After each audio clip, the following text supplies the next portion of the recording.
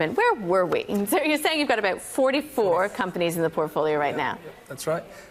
Bit of a broad mix across the large end of small caps and the small end. Mining services is quite a large position for us, not a lot of resources. And I suppose the thing we've noticed in the last 3 or 4 months is it's much more of a stock pickers market than it's probably been for quite a while.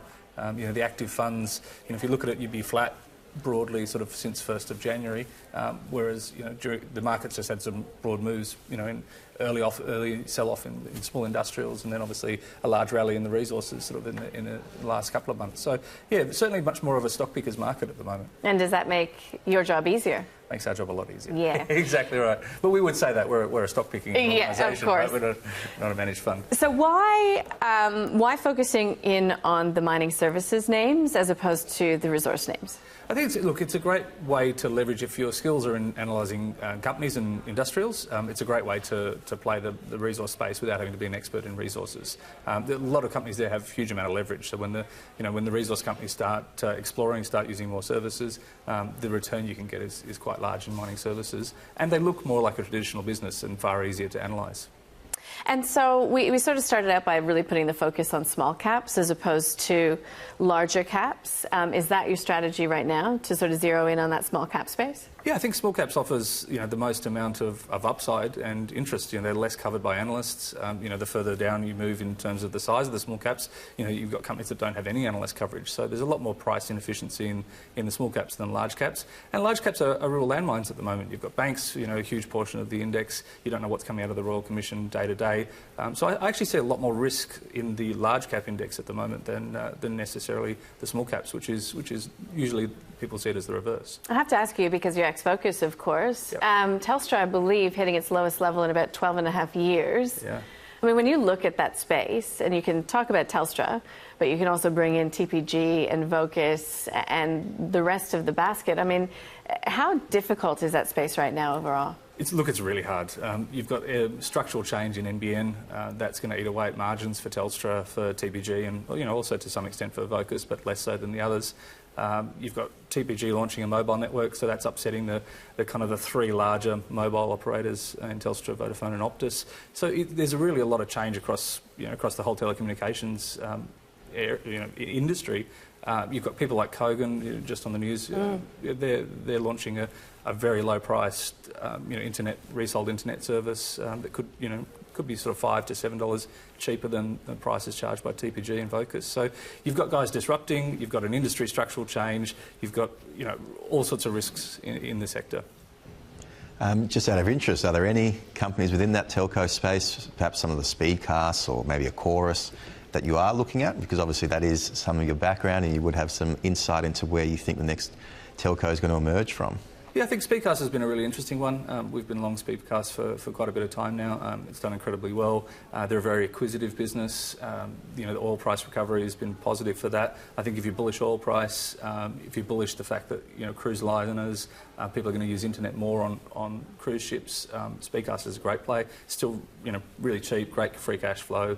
They've refinanced their debt, they can make more acquisitions, so still really like that. It's not affected by NBN. That's kind of the thematic. You've got to look in telco for things that don't have a large NBN or TPG disruption factor. Spirit Telecom, I think last time we were on here, it's a sort of a micro cap. We liked Spirit Telecom around the sort of 12-cent mark. It's doubled to 24. I think it's probably fairly priced. They'll have some exciting growth. It's a fixed wireless operator, so again, doesn't have any NBN kind of focus. So they're two that are pretty interesting. You mentioned theme or thematic in there. I mean, is that sort of integral to your way of investing and picking and looking at the market? Yeah, absolutely. We almost always start with a theme. What is going to be kind of where are you going to have a tailwind rather than looking at sort of growth or value.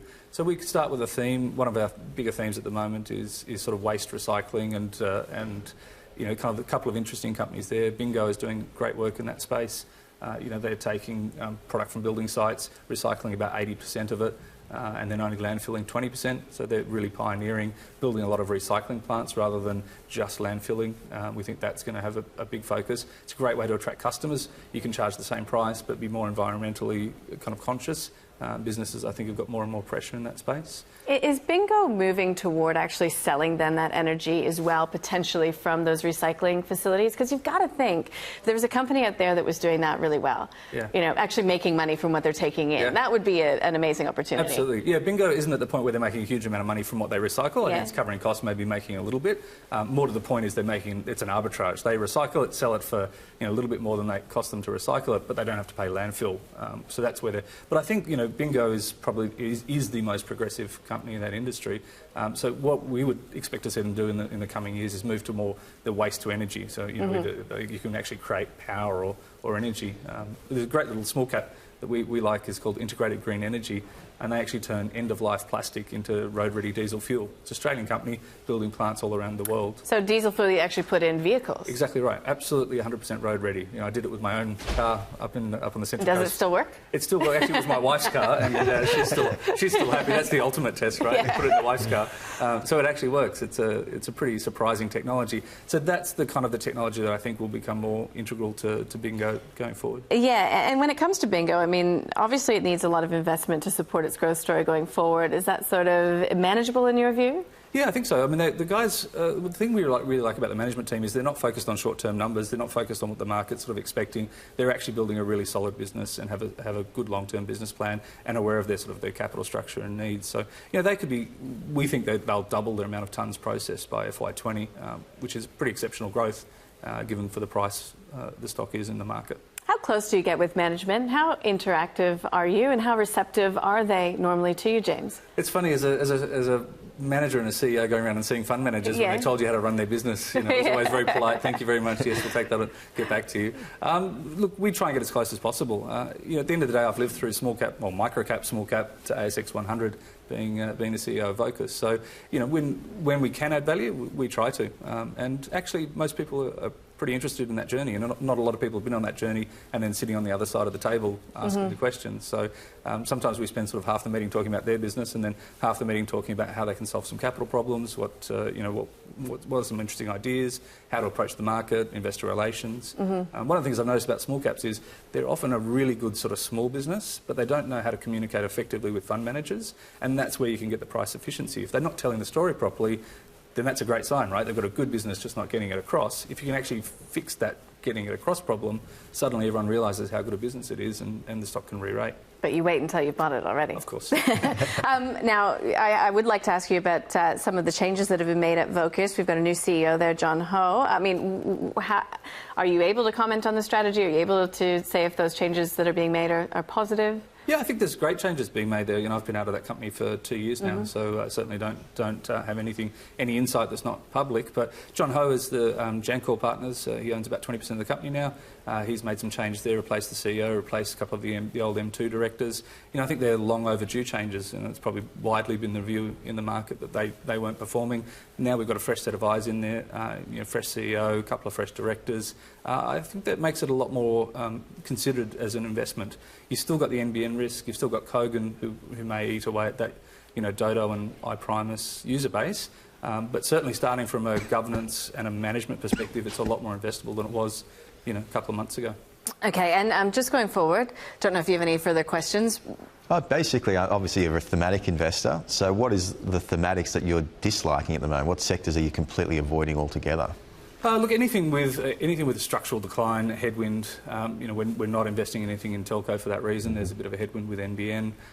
We basically look at childcare as kind of a mixed bag at the moment. I think it's had a headwind, up until recently. That should change. So we're pretty focused on that shift from sort of headwind to tailwind. G8 education. G8 education. It's a very cheap business. It's probably not been liked in terms of governance historically, but they've done a lot to fix that.